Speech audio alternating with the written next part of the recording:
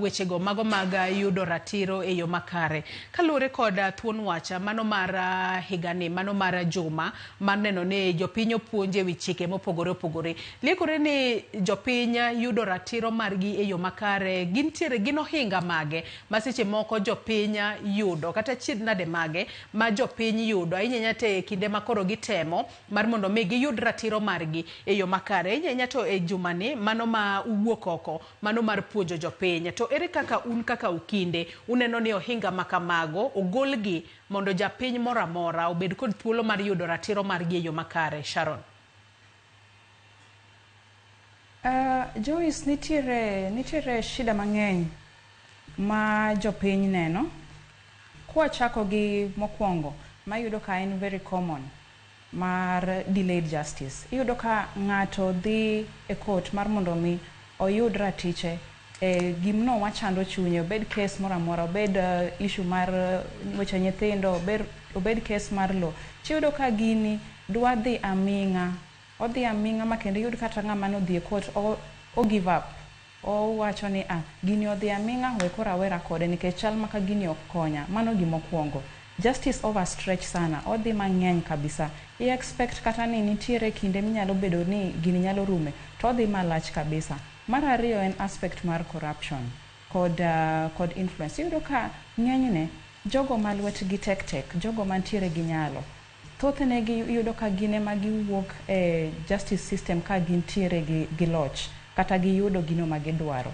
Nikech ng'ano ma lweche ni nono, kinde moko nyalo bedo ni ok nyal chopo kare mondo mi odhi gi demands mantiere e the justice system kaluwore gi gimodwaro. Koro mano bende is an issue. Another thing mantiere en wantiere also gi lack of accountability. Iyudo kata ka let's go back to the issue ma cover the stakeholder mar police. Yano ka police gin a major stakeholder e yore mag chike. Nikech kwa doke weche goeko mag ketho chik miluongo ni criminal procedure, iyudo ka gine ma gitimo nonro, gine ma bende gi recommend kata obedo mara ni ng'ato onego bed ni ichwale doho mondo mi odhi through the legal process. Iyudo ka sometimes ok gitim nonro gi e yo makare. Seche moko gitimo nonro ma giyudo gino monego bed ni timo. Iyudo kata ka ng'ato nigi keth monego bed ni chwale doho, to nitie kaka yudo ka samoro giling' gi gino. Koro yudo ka mano timre nikech onge oversighting, onge accountability. Koro yot mar mondo mi ng'ato otim ang'owa, otim gino mopogore gi kaka chik dwaro. To nitiere also issue mar koso ng'eyo.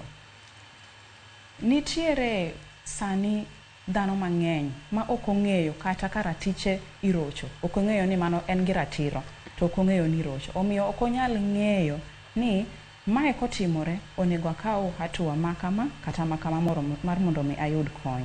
Koro koso ng'eyo bende nitiere, obende okelo shida maduong'. To nitiere also gik mang'eny ma migepe mopogore opogore mag chiko osetemo timo mar mondo mi ogol shida mwaneno gieki.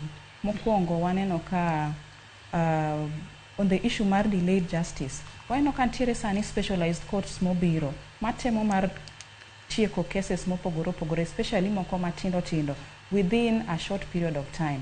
Wantiere kata gi the small claims court makirango to period mare mar timo case kod tieke en thuolo mar dweche 2. Koro mano osekonyo e wach mar duoko kinde ma case yuare godo e court. Wantiere bende gi migepe mopogore opogore matemo mar mondo mi the accountability issue mondo mi orange maber. Wantiere gi the Ethics and Anti-Corruption Commission, wantiere kod IPOA, ma en the oversighting authority over the police. Wantiere bende gi gimoro ma yando biro post-COVID. Waneno ko biro after COVID, lakini gikone waneno ka en gima ber mokonyo, miluongo ni digitization of the legal process. Miyo sani gimoro amora matimore, obed case moro amora mobedo filed e court, nitiere system ma kidhi tidhi yude gino mobedo file nyaka samo kete, kata obedo ni en gima onego bed ni chule pesa, kochule idhi neno kako ochule, samo chule gi ng'amo chule. Yudo ka gino konyo mang'eny nikech back then ne wantiere gi issue mar kata files bedo tampered with. Koro sani gimoro aina nok nyal bedo. nikech sani everything and digitized.